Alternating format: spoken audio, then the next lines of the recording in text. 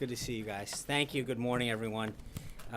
It's nice to thank you. Well, appreciate the John Roberts fact checking from the seats. Good morning. Good afternoon. It's not my fault. It's on the paper. After receiving his daily intelligence briefing this morning, the president led a National Economic Council listening session with CEOs of small and community banks. Since 2008, the number of small banks has declined 30%.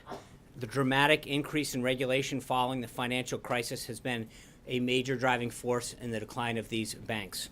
Dodd-Frank alone has resulted in 22,000 pages of new regulations. While large banks can hire armies of compliance officers whose sole purpose it is to ensure they meet the ever-growing number of regulations, it increases the cost of doing business for community banks, leading some not to engage in some forms of lending or simply due to the time and costs involved. Our community banks are key funding sources for small business owners, entrepreneurs, farmers, and ranchers across the country, many of whom can't qualify for traditional loans. They provide approximately half of all loans to small businesses. By reforming the regulatory system so that it is efficient, effective, and appropriately tailored, we will stop treating these critical institutions in our communities the same as banks that have exponentially more in assets, enabling them to engage even more with small businesses and entrepreneurs that stimulate local economies. The banks participating in this listening sessions are members of the American Bankers Association and the Independent Community Bankers of America. A full participant list is available to those who are interested. Yesterday, I noted the continued signs of good news in our economy in terms of hiring, and their morning reports showed that consumer comfort has risen to the highest level in a decade. I'm sure last night you also saw the report that illegal southwest border crossings are down by an extraordinary 40%, a significant deviation even when you consider the seasonal trends. These measures reflect that both the economy and the border are already responding to the president's agenda, even while we're still in the beginning stages of putting his policies in place. The country and the world are clearly ready and waiting for the change that the president campaigned on and is already delivering. Right now, the president is holding a legislative affairs lunch with OMB Director Mulvaney and key members of Congress on his plans for the federal budget and repeal and replace that we've talked about. This is just the latest opportunity to continue the dialogue between the president and members on Capitol Hill on turning his ambitious agenda into action. The strong relationship between president and congressional leaders will be key as the budget process moves along. As Director Mulvaney has been saying, our budget blueprint will be released in mid-March, and the president is working collaboratively with both his cabinet and Congress to create a budget that keeps the president's promises to secure the country and make the most efficient use of taxpayer money. In attendance at the meeting from Capitol Hill are Senator Crapo, the chairman of the Senate Banking Committee, Chairman Cochran, the Senate chairman of the Senate Appropriations Committee, Senator Mike Enzi, the chairman of the Senate Budget Committee, Senator Bob Corker of the Senate, the member of the Senate Budget Committee, Congresswoman Black, the chairman of the House Budget Committee, Congressman Thornberry, the chairman of the House Armed Services Committee, Congressman Jim Jordan of Ohio, Congressman Meadows of North Carolina, the chairman of the House Freedom Caucus, and Congressman Rokita of Indiana. Later this afternoon, the president will meet with former Secretary of Commerce Pete Peterson. Then the president has a meeting with Secretary of Homeland Security Kelly and the director of the CIA, Mike Pompeo. And finally, the president will make remarks to the Senate Youth Program around 4 o'clock today, a tradition that began with President Kennedy and has continued through every administration. The president's honored to be speaking to this distinguished group of young men and women who are interested in pursuing careers in public service. I also want to mention that right about now, the vice president is giving the keynote remarks at the Latino Coalition's Policy Summit. His remarks focus on the particularly negative impact of Obamacare on small businesses, many of who've been unable to hire more workers or were forced to scale down their operation due to high taxes and burdensome requirements that were imposed by the law. The president's dedicated to improving health care system for every American, including small business owners who've especially have had to suffer through complying with thousands of pages of regulations and rules. That's exactly why he's working with Congress to enact the American Health Care Act, which he was glad to wake up this morning and see approved by the House Ways and Means Committee. Also today, the president was pleased to see his ambassador to Israel, David Friedman, voted out of committee. We had hoped to see Seema Verma, who would be confirmed as the administrator this week as the administrator of Health Centers for Medicare and Medicaid Services at the Department of Health and Human Services. Unfortunately, Senate Democrats continue to unnecessarily delay her confirmation. At this critical time, while we're talking about health care, it's ironic that they refuse to consider someone with such amazing expertise in this area. Seema Verma has worked for over 20 years in healthcare policy. She has redesigned Medicaid programs in several states, including Indiana, Iowa, Ohio, and Kentucky. She's worked with governor's offices, state Medicaid agencies, state health departments, state departments of insurance, as well as private companies and foundations. She's unquestionably and uniquely qualified for her position, and especially now that health reform is at the top of the president's agenda, it's time to get her in place. This delay by Senate Democrats at this critical time is unacceptable. On a scheduling note for the weekend, the Vice President announced yesterday that he'll be in Louisville, Kentucky on Saturday with Governor Bevin. The Vice President's office will have further details for you on that trip as we get closer. Finally, I want to take a moment to acknowledge that today is the 10-year anniversary of the disappearance of former FBI agent Robert Levinson from Kish Island, Iran. The Trump administration remains unwavering in our commitment to locate Mr. Levinson and bring him home. The Levinson family has suffered far too long, and we will not rest until his case is resolved. And with that, I'll take your questions. Hallie Jackson. I got a couple of topics for you, if you don't mind. Of course. Julian Assange says the CIA has lost control of its entire cyber weapons arsenal. Does the president agree? I think, as we've commented before, there's grave concern that the president has about the release of national security and classified information that threatens and undermines our nation's security. Obviously, he believes that the systems at the CIA are outdated and need to be updated. We are not commenting on the current situation as is U.S. government policy, but I think the situation technology-wise at the CIA, the president's acknowledged, needs to be updated. The CIA put out a statement regarding the current situation, and I would refer you to that. Two just follow-ups on that. Is he going to talk about that with Mike Pompeo today? He gets a daily briefing from the director, and I'm not privy to the contents of his discussion, but obviously issues of national security, including that, are probably something that gets discussed. And then some Republicans have said Julian Assange should be in prison. Does the president agree? I think the U.S. government had a position on Julian Assange's position in the past, and I don't see anything that's changed that. He has compromised in the past and undermined our national security, and I think I'll leave it up to the Department of Justice to further comment on their disposition of him. John. The second topic was on healthcare. Second two topics. So, interview, not a press conference. Give this one. The president tweeted just a little bit ago that he believes that healthcare is coming along great. We've also been watching Paul Ryan deliver a pretty lengthy PowerPoint presentation, aimed at convincing Republicans to get on board this plan. Isn't that a sign that healthcare is not actually coming along great? I think anybody who's been in Washington for a few days or longer recognizes that any major piece of legislation takes a lot of explanation. The president's been very committed to talking to members of Congress. He had another meeting last night. Something as complicated as this that deals with 1/5 of our economy and it was a major takeover of our healthcare system isn't a simple thing. It's a major, complicated piece of legislation that's got three prongs to it.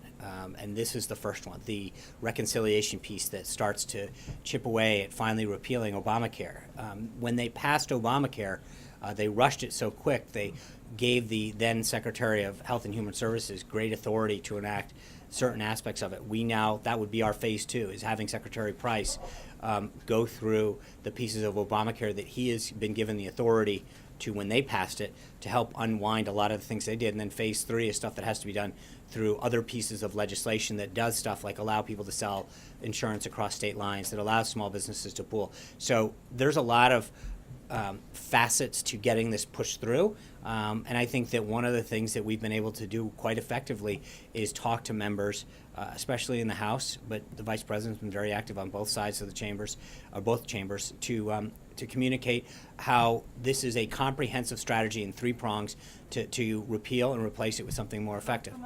Will he, for example, roll back Medicaid expansion freezing until 2018? Would you support Look, that? Hallie, I think this is going through the process of it's working its way through Ways and Means. Today there's a markup in the House Energy and Commerce Committee, and I think that's where we're going to continue to see action in the House, and then when it goes to the Senate, the President will continue to engage very actively with the House and the Senate to get this done. Sean, Hey, what you is? called on me. I didn't call. Sean, Plenty of time.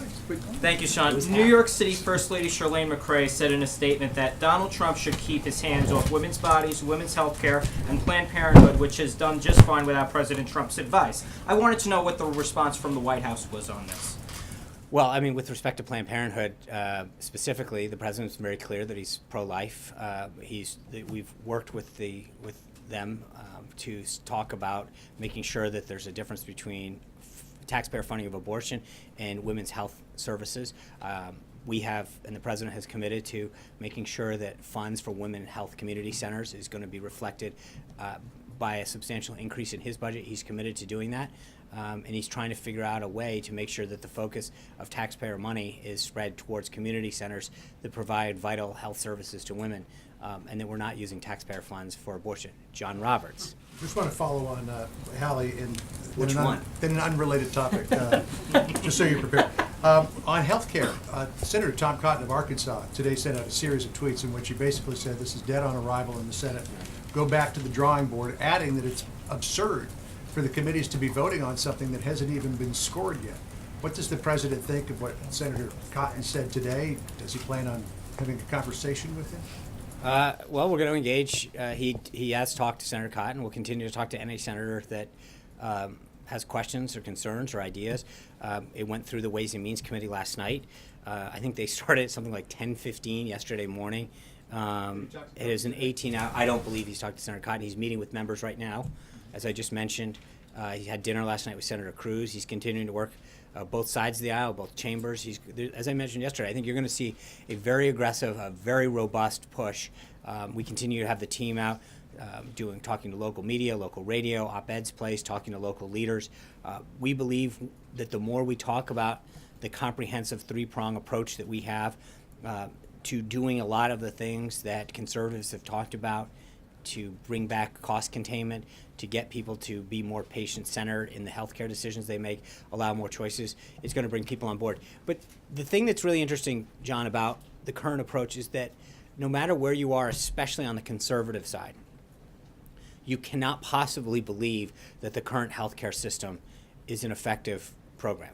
It is a monstrosity. It is a government gone wrong. And I think I hear that, but he I doesn't understand believe that this is the way to and I fix think it. that we will continue to engage with him and other members of the House and Senate that have ideas. But it's going to continue to work its way through the process. As I mentioned, it went through the House Ways and Means Committee. It's currently going through the House Energy and Commerce Committee.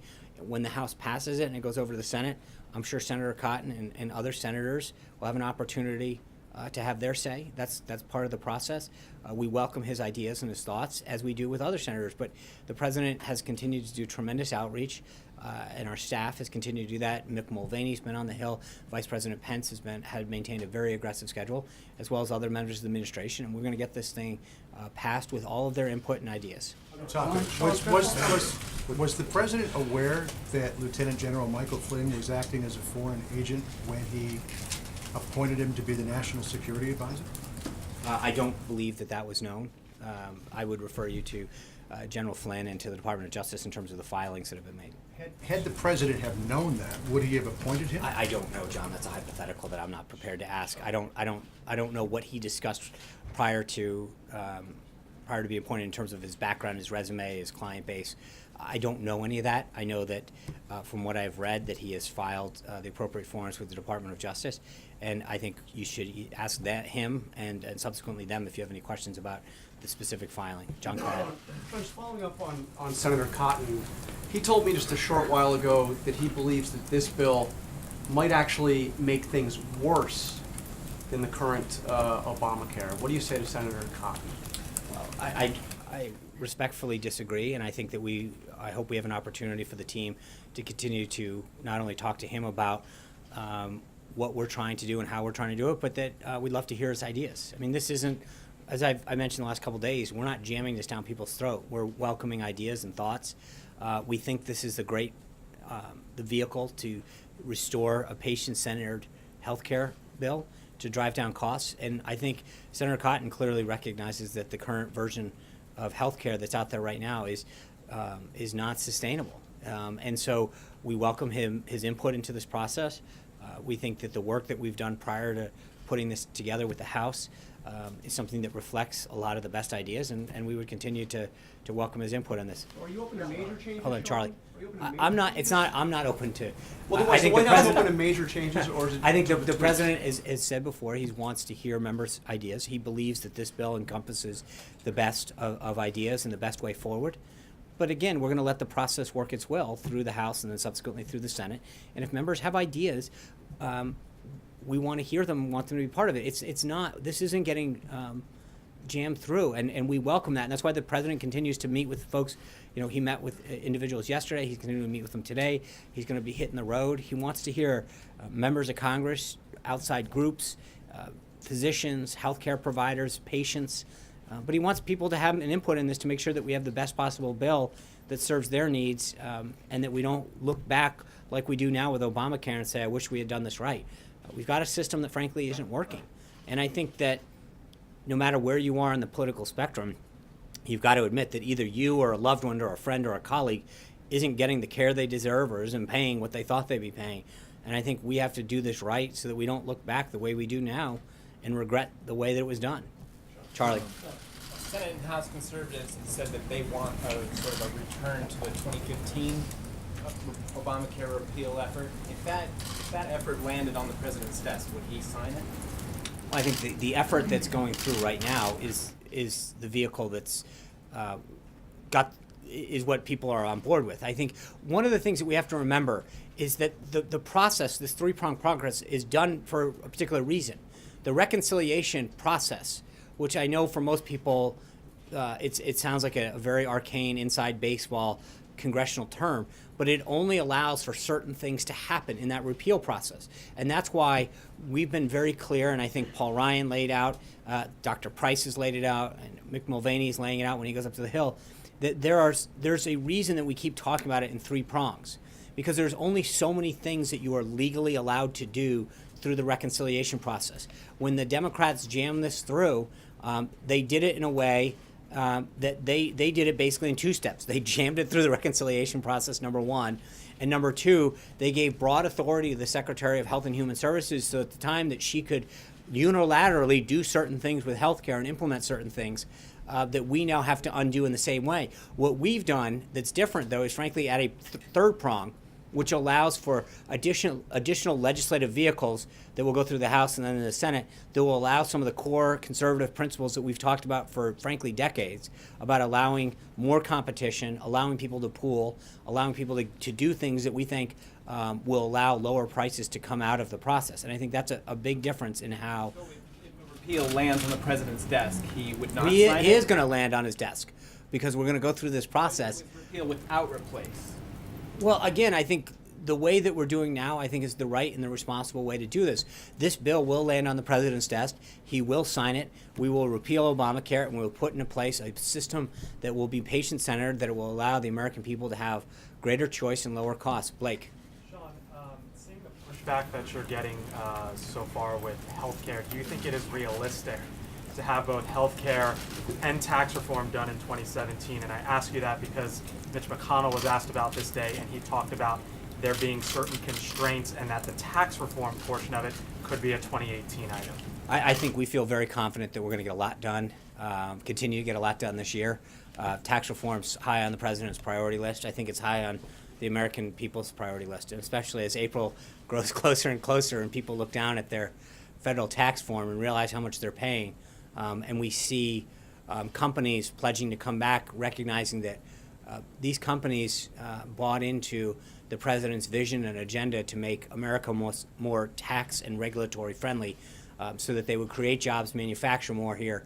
That's something that he's committed to. He understands how important it is. Look, the president's uniquely qualified as a businessman, a successful businessman, to understand what a good business climate does to job creation and to manufacturing. And I think his commitment isn't just a campaign promise, it's something that he has lived by for decades now, understanding that that's what spurs economic growth. That makes one place more attractive to invest in or to hire more people or to grow jobs.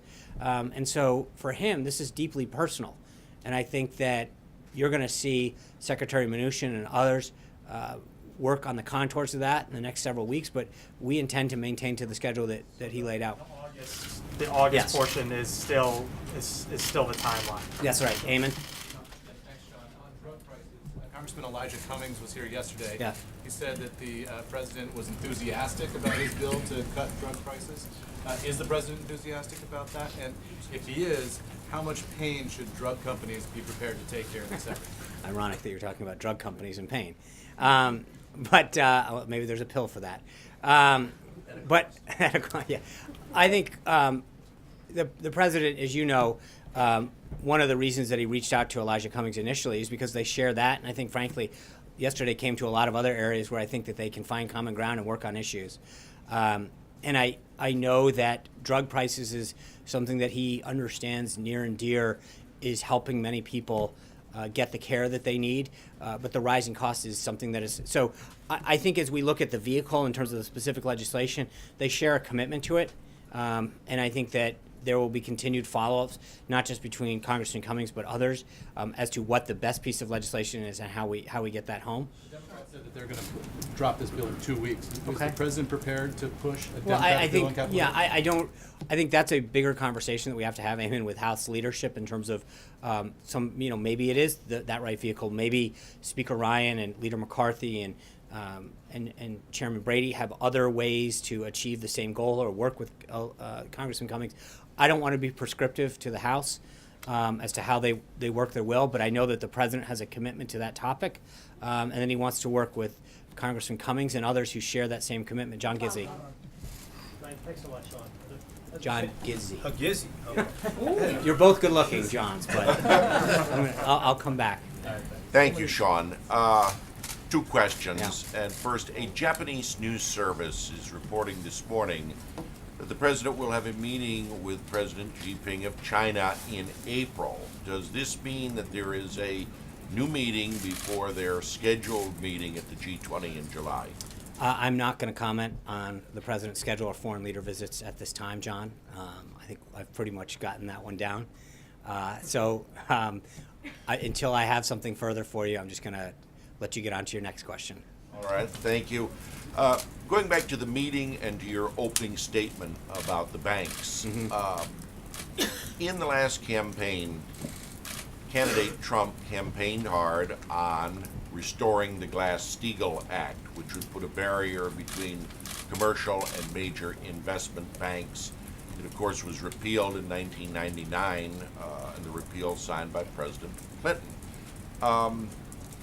Senator Sanders campaigned on this as well, noted that it was in the Republican platform in Cleveland, and said in December he'd be happy to work with the Trump administration on restoring Glass-Steagall. Is there any plans for the president to meet with Senator Sanders, and is repeal of Glass-Steagall on his agenda? There's no current schedule to meet with him. I'm sure that, as he has done with several other members of Congress from both sides of the aisle, that at some point that will be scheduled. We don't have anything on the books for now, but look, he's shown, and I think yesterday was another example, today another example of his willingness to reach across the aisle, his willingness to look into both chambers and and not just business, but labor unions and other industries where we can find common ground. I think if Senator Sanders and others want to work with the White House on areas of ways that we can improve the financial industry, we're going to do that. So, Still committed to restoring Glass-Steagall? yes. Aaron. On infrastructure, can you give a sense of timing, where it is on the priority list, and if these new reports that say that the infrastructure in the nation is in really bad shape, does that give it new urgency? I think the president mentioned in the joint address, I think we're looking at a public-private partnership as a funding mechanism. There's a lot of work being done behind the scenes, and I don't want to put a timeline on that. Obviously, as I just mentioned to Blake, we're currently dealing with the repeal and replace of health care. I think we need to move on to tax reform, but that is definitely somewhere that we're trying to figure out how to move that vehicle. There'll be further discussion of that as we get closer to the budget as far as where that fits in to the piece. John Decker. Thanks a lot, Sean. The president had this meeting last evening here at the White House with some conservative groups. Yeah. Out of that meeting, can you tell us whether the president was successful in twisting arms, getting these conservative groups to back this particular health care bill. And just separately, I see on the president's campaign website that there is an event, a campaign-style rally planned in Nashville, Tennessee for next week.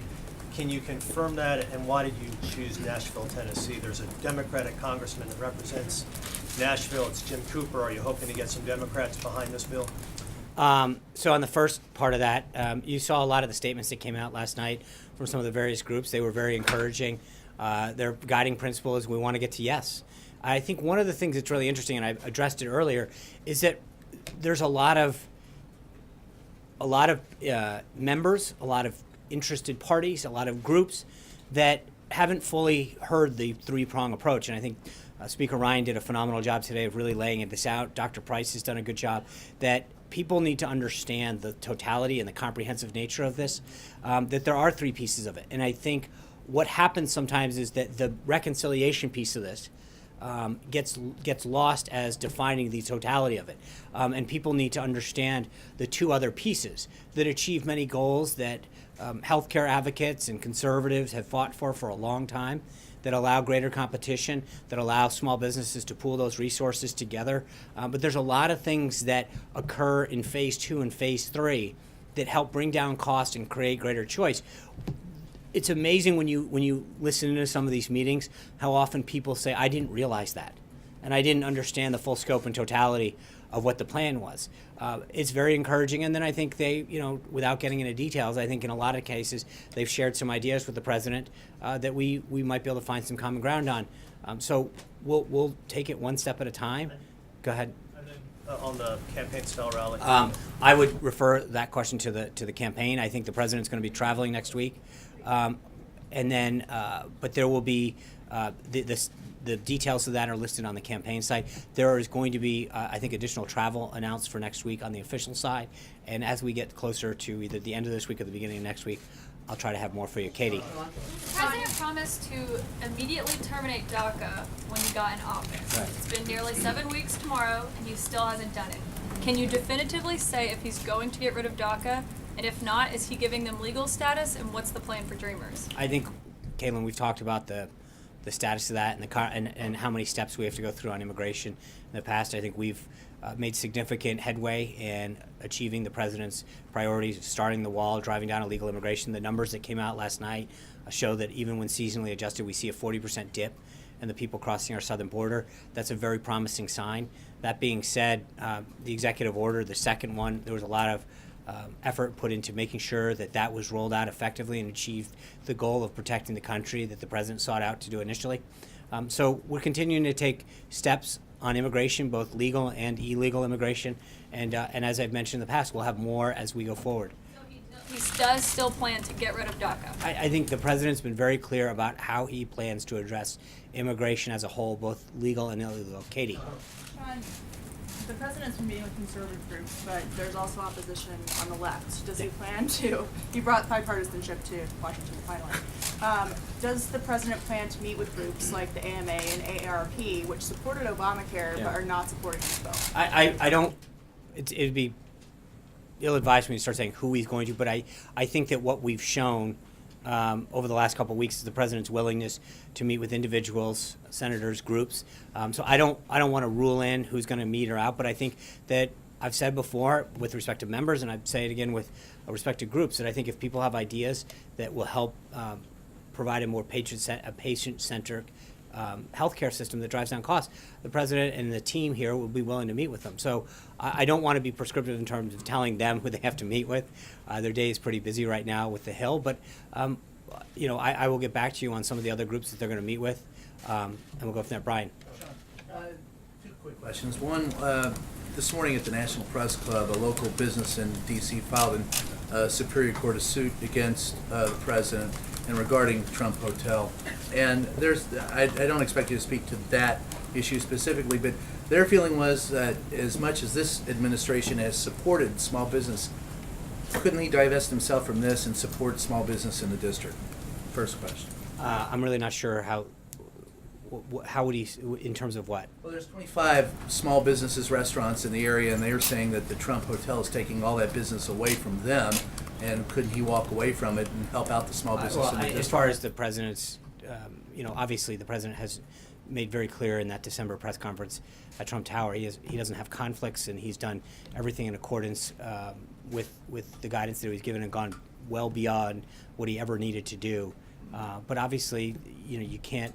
Your name's on certain things, and that's a very big difference in terms of some of the properties that he owns. But he understands the importance of small business.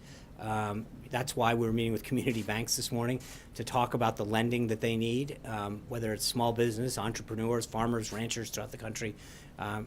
He understands the role of small business in our economy, and how many jobs they provide, and I think he's been a champion of it. April. Second Okay. question was, in his speech before Congress last week, he said it's not too much to dream that at some point in time, and I'm paraphrasing, RFP could be on foreign soil, I'm guessing other planets. With the NASA budget being released yesterday, I believe, is there a major initiative by this administration for space exploration, or is that we're just talking dreams? Yeah, I'm going to let Director Mulvaney get into the details of the budget next week, or whenever that. I'm trying to remember the calendar here. But when the director comes out, he'll talk about the specific funding levels. As you know, we're in the middle of this we call pass back provision, where we've sent them some top line numbers. They're sending us back their recommendations and their observations and edits and questions with respect to their budget. So we're going to take this one step at a time. I mean, when he said no, he's obviously he's very keen on America's role in space, and I don't want to get into specific budget priorities or numbers until we're ready to release them. So, John, called on me. I'm sorry, April.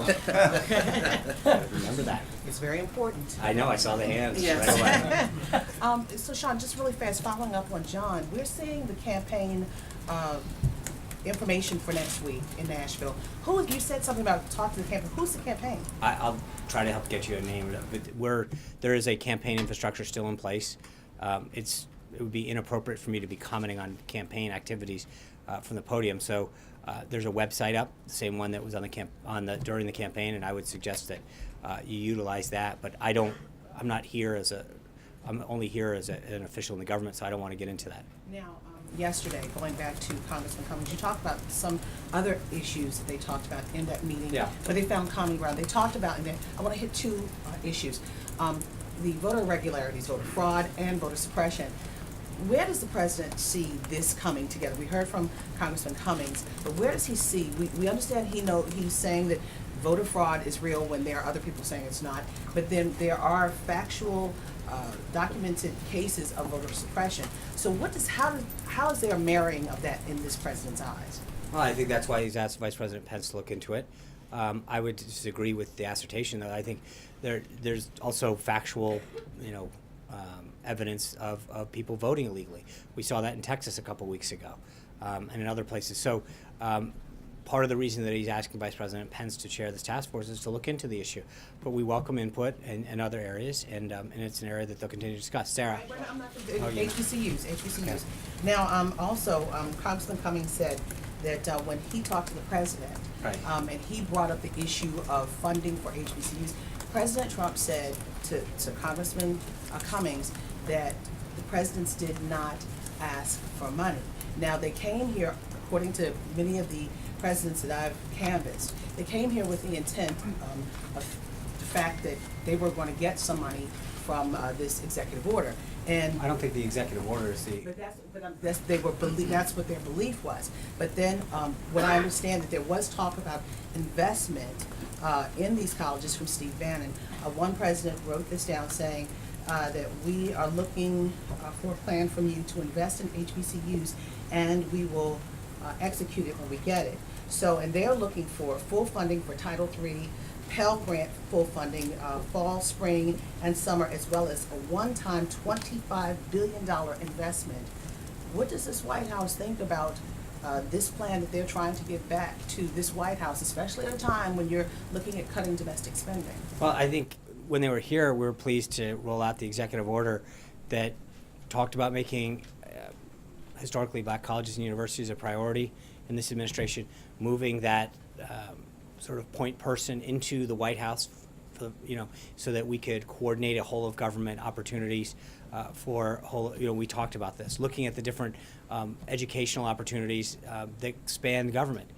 Whether it's health or investment in sciences, or even stuff like ROTC and NROTC programs that are some of these that span out of the Department of Defense. But we've got to look at how we're providing government assistance in a whole host of ways to historically black colleges and universities. I think the issue of funding will be properly addressed in the budget.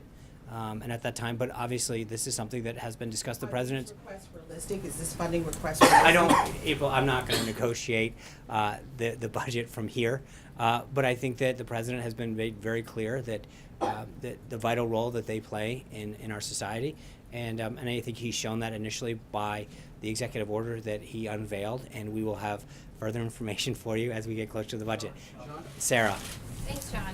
Circling back to what you said about critics characterizing the budget reconciliation bill as the entirety of repeal replace, how quickly does the president want to see Republicans move on phase 3, the companion legislation? Does he envision those unfolding simultaneously? And then given the early opposition to the budget reconciliation bill, does the president maybe want Republicans to recalibrate their strategy when it comes to that companion legislation? I am not going to start to tell Speaker Ryan or Leader McCarthy or the whip, Mr. Scalise, how to release and when to release legislation. But I think obviously we need to make sure that members and all Americans understand the totality of this. So at a schedule that they see fit, and I'll let them unveil that schedule, that they talk about the totality of this plan and the comprehensive nature and all three prongs that make up the repeal and replace part of this. It's important, I think, though, for people to do understand that there's a commitment to do all those things that we've talked about, whether it's pooling or across state lines. There's a lot of principles and things that we've discussed that I think are important to let people to know about. I'm going to go to Lahit Jha. Thanks. What is President's assessment of the situation in Afghanistan? What is the assessment of the situation in Afghanistan, because there have been series of terrorist attacks there, and does the President plans to send additional troops to Afghanistan? So on troops, I refer you to the Department of Defense on that one. I think we are in the middle of a comprehensive review on our policy in Afghanistan, that working with our Afghan partners and the Department of Defense and our key military leaders to create an approach to address Afghanistan, to defeat ISIS. So we're in the middle of that process, and we have more. We'll update you, but I think the Department of Defense is probably the best place to go to get that. Trey. Thanks, Sean. Today, hundreds of U.S. Marines were deployed to Syria. So I'm wondering, how involved was the president in that decision-making process, and is this part of his wider anti-ISIS strategy? Obviously, the president was made aware of that. This is something that was done in consultation. He understands the regional issues that need to be addressed there. And again, I would refer you back to the Department of Defense on that. Vivian, yeah. Thank you. I have a follow-up question to Haley's first set of questions on WikiLeaks.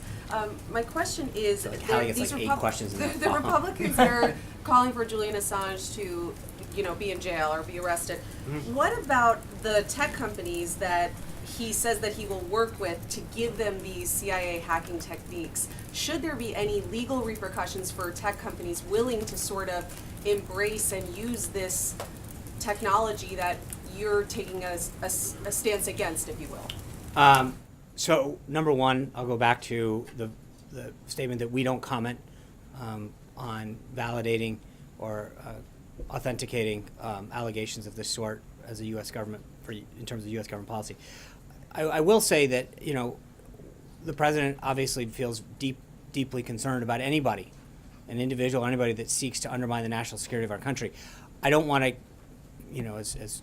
stay within my purview here, but I do think that I would check with the Department of Justice in particular about if a program or a piece of information is classified, it remains classified regardless of whether or not it is released into the public venue or not. And so I would just suggest that someone consult with them regarding the legal repercussions of any individual or entity using any piece of still classified information or technique or product that hasn't been declassified. There's a reason that we have classification levels, and that's to protect our country and our people, and that's that's something that we have to maintain regardless of how it's let out. Zeke.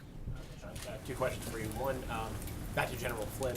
How concerning is it to the president and to the White House that a registered foreign agent was selected to become was the national security advisor for a brief period of time?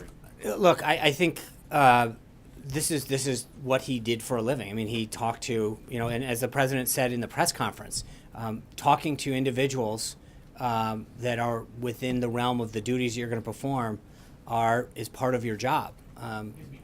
I understand that, but he was being compensated. He wasn't part of. He wasn't, being compensated as part of the transition, as far as I'm aware. And so he was a private citizen at the time. And when you're a private citizen, you're allowed to engage in legal activities. I don't have anything further on that, but I think there's nothing nefarious about doing anything that's legal as long as the proper paperwork and is filed. Yeah, Sean, just real quick. It was just several reports out of the State Department from our colleagues there that on Secretary Tillerson's upcoming trip to Asia, he will not be taking any press with him on that trip. That's a breach of precedent, certainly, of the last several bipartisan administrations. Is it concerning to the White House that the administration's foreign policy might not be effectively communicated to the American public and around the world because there isn't a press corps with the Secretary of State? Yeah, this is the first I'm learning of it. I'd be glad to follow up with you, Zeke. I don't know that. I think you all know that we have been a very transparent administration in terms of access to the president and his activities here.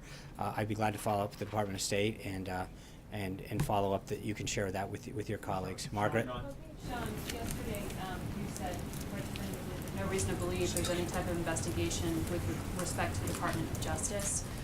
Did the Justice Department give you that assurance? Because they're telling the New York Times they did not. I'm not aware of it, but that's my point, is that we're not aware of anything, and that's why... You've never been told by the Justice Department that there is no investigation? No. So there might be one.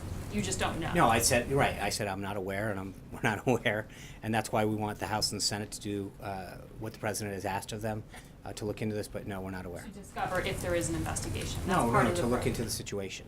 The Justice Department is saying though that they never gave you the assurances that you gave us. Okay. No. What the assurance I gave you, Margaret, was that I'm not aware, and that is 100% accurate. So when you said no reason to believe, it was I'm not aware That's if right. there's an investigation. Right. I mean, I don't know that they're not interchangeable. I'm not aware. I don't believe. Look up in a thesaurus and find some other ways, but I don't know that there's a distinction there that's noteworthy. But we're not aware. I don't believe that exists, and that's based on that I've not been aware of. I mean, but that's the answer to that. When someone's asking me if I'm made aware of something and the answer is no, then the answer is no. Well, the question was whether he was the target of a counterintelligence Right, and the answer probe. is we're not aware. I don't know how much clearer we can be on this. So it's just that the White House is not aware if the president is the target of a counterintelligence probe. Correct. I'm not sure what we're dancing around the same question. Well, because I think yesterday when you came out and corrected and clarified, people took that as a definitive answer that in fact that was not the case. No, it means we're not that you aware. said. That should be the definitive answer, Vivian. Sean? Thank you. I have two questions, but a really quick follow-up to Zeke's. So can you So that's elaborate? 3. 2.5. So can you elaborate a little bit on to what extent Michael Flynn was involved in shaping the current Turkey policy for I don't know. President Trump? I mean, was he engaging with the Turkish leaders and I don't have anything on that. Okay. You can contact the NSC on that. I'm not aware. Okay, so for my two real questions. First, is there any official response to the lawsuit in Hawaii over the revised travel ban? I think we feel very comfortable that the executive order that was crafted is consistent, and we're going to go forward on this. But I think, by all means, I don't want to. We feel very confident with how that was crafted and the input that was given. Okay, thank you. And the second thing is Nigel Farage was at the Ecuadorian embassy in London today, Okay. Where Julian Assange happens to be staying. We don't know if they met or not, but was he there? I mean, he's a close ally of President Trump. Was he there in any official capacity? I don't keep his was schedule. Was he delivering a message? Do you know if there was contact no idea. on that? No, I have my own concerns here, keeping track of what everyone's doing. I generally don't worry about what's going on across the pond. Jonathan. Thank you. You already gave me one, but just to follow. But do you? I'll take his. Wow. All right. I'm sorry. Hey. But But on front, the question is not what Farage was in there, but can you tell us he just wasn't there on behalf of the White House? Sure. I don't. He is not. I'm not. This is silly. I really don't think asking where random foreign leaders are and whether or not they're there. That I'm sure he was there doing whatever on behalf of either the British. He's a member of. Okay. Okay, I understand that, but I'm not. I don't keep his schedule. I'm not sure. Too. Thank you, Sean. Two questions on two different topics. First, Treasury Secretary Steve Mnuchin sent a letter to Congress saying that Congress should raise the debt ceiling. We know that the Office of Management and Budget Director, Mick Mulvaney, when he was in Congress, he voted against raising the debt ceiling multiple times. So is Mulvaney going to support the raising of the debt ceiling, and does the President support that, and is he going to push Congress to do that? I think we've got a few months to do that. I think the Secretary was making Congress very much aware. We've now been in the White House 6 weeks. We're approaching the 50th day here of this administration. I think we are trying to deal with the situation at hand. Part of the reason that the President has addressed a budget the way he has is to try to get our nation's debt deficit and budget in order. I think he's continuing to show a tremendous respect for taxpayer money, the way we spend money and bring it down. But obviously, there's certain things that are a little beyond our control when we walked into this building, and we're going to work with Secretary Mnuchin and Director Mulvaney to address this issue, and obviously work with Congress. Second question on another cabinet secretary. Scott Pruitt said today that carbon dioxide was not the primary contributor to global warming. That obviously is at odds with the global scientific consensus. Does the President agree that? I think that's a snippet of what Administrator Pruitt said. He went on and said, I don't think we know conclusively. This is what we know. I would suggest that you touch base with the EPA on that, but he had a very lengthy response, and so that is just one snippet of what the administrator said at that. Anita. Two things. One, I think you mentioned at the top, but I'm not sure, that apprehensions were down across the border. There was a question yesterday about the wall. Is the wall still needed if the apprehensions are down? I think so, sure. The President was very clear. It's not just needed. The President committed to doing it to the American people.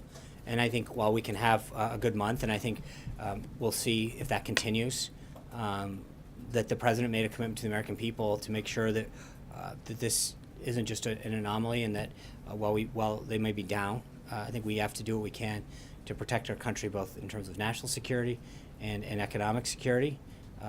So it's, of course, still needed, and it's a commitment that the President made, and I think one of the things that the American people, regardless of where they stand across the aisle, appreciate about this President is he's a man that has kept his word. He made commitments to them, and he's fulfilling them to make the country better. Goyle. Sean, I said there was a second one. I'm sorry, you did. You have not, I think you've been asked this before, but have been reluctant to say whether President Obama and President Trump have spoken since the inauguration, although President Trump was very forthcoming about that during the transition, so I'm not sure why you wouldn't mention it. But I'm just asking that again, and there was a report yesterday that said their aides for both presidents have spoken. Can you talk to us about either of those things? I'd be glad to follow up. Unfortunately, I did not ask the President whether or not he's spoken. I'll be back tomorroll. Can you follow up? Yes, I can. About the aides? I will. Okay. I keep my word, too. Okay. Goyle. Okay, well, go ahead. Stealing one all the way to the back. Actually, it was me.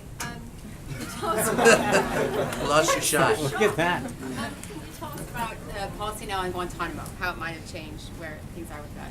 Where what, please? On Guantanamo. Yeah.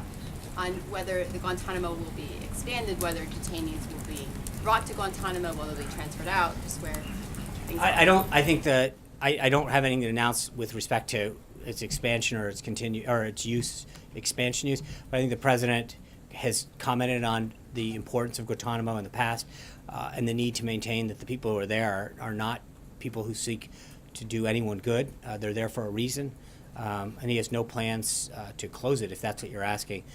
As far as the future use goes, in terms of expansion, I don't have anything to comment on this time. All the way back, yeah. Go, you got it. Goyle. All right. No, Goyle.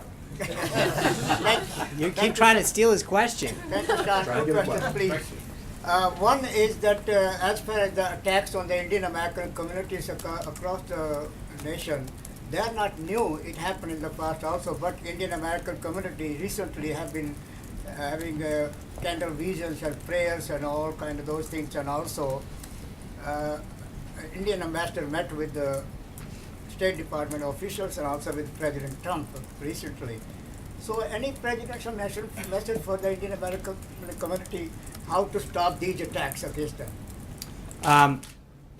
I think with respect to, are you talking about the event in Kansas City specifically? Another one also. Yeah, I think the president, whether it's the event that happened in Kansas City, other events, the attacks on Jewish community centers that continue to plague us. We saw another report this morning of some unfortunate activity. I think we've got to continue to call it out. We've got to continue to root it out. We've got to continue to engage law enforcement, whatever the applicable level of law enforcement, depending on the event. But it's something that I think all Americans should be outraged and disgusted by and stand up for the principles that unite us. And that's what the president spoke so eloquently about during his joint address, and made it very clear that while certain policies may divide us as individuals, there are certain principles that can unite us. John Frederick. Please, I'm sorry. As far as the U.S.-India relations are concerned, they have been great in the past, and now we have two businessmen in India. Prime Minister Modi is also a businessman. Here we have President Trump, of course, a great, successful businessman. So recently, high official visits have been going on from India to the U.S., meeting the Trump and President Trump administrations or officials, including Foreign Secretary and Commerce Secretary and among others, and also from the Energy Department from India. So where do we go? What is the future of under President Trump administration, U.S.-India relations, economically, trade, and bilateral, among others?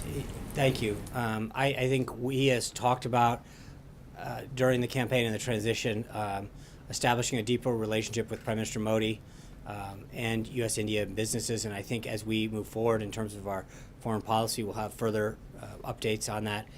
But he, as you know very well, he spoke very clearly and frequently about the relationship that we have and hope to continue to grow with India. John Frederick. Sean, thank you. During the campaign, President Trump was not shy about his desire to get the United States out of these Middle Eastern wars. Yet, as a question earlier, we just sent 250 Marines into Syria. Is President Trump committed to going to Congress to receiving authorization for an AUMF or a declaration of war if we continue to deploy United States troops overseas? Well, John, I think there's a big difference between an authorization of war than sending a few hundred advisors, and I think most in Congress would probably agree with that as well. I think that's a big difference between a hostile action and going in to address some certain concerns, whether it's certain countries in the Middle East or elsewhere. I would refer you to the Department of Defense on that one. I think the actions that he has done and taken with the advice that his generals have given him as admirals as well, is something that we will continue to work on. Yeah. Two questions. One, first off, kind of clarifying the difference between the campaign stop and also the healthcare rollout. So Nashville will be kind of the campaign stop. How will the White House kind of pick and choose how that goes, whether it's going to be a presidential visit trying to sell the healthcare rollout or one for the campaign? And then a second question, sir. Well, I mean, I think the campaign will make decisions with respect to how they want to spend their money and where they want to go. And the official part, the White House, will do the same. But I think that's something that every president back as far as modern history has done as well. The president will be visiting several cities over the next coming weeks to engage the American people on the need to repeal and replace and other steps that he's taking to deliver on the promises that he's made as Commander-in-Chief. Second question, I know Senator Cruz was here for dinner last night. Can you characterize the relationship between the two men? 2018 will be here before you know it. Do you anticipate the president will be there to support him in that effort? Well, I think we got a few battles to get through legislatively, but I know that he enjoyed welcoming Senator and Mrs. Cruz and their two daughters last night to the White House. They had a very enjoyable time and a very fruitful discussion. But it's something that he is going to continue to do with members of both parties both chambers, and not just here in Washington. I think you're going to see him continue to engage with governors and attorneys general and lieutenant governors. The president truly enjoys this level of engagement. He likes to sit down and talk about ideas, talk about the future of this country, and get their input and ideas. And I think they talked a little business and a lot of personal last night, and it was a very enjoyable thing. With that, thank you guys. Have a great day. I look forward to seeing you tomorrow. I think tomorrow's going to be One Question Friday. Thank you all.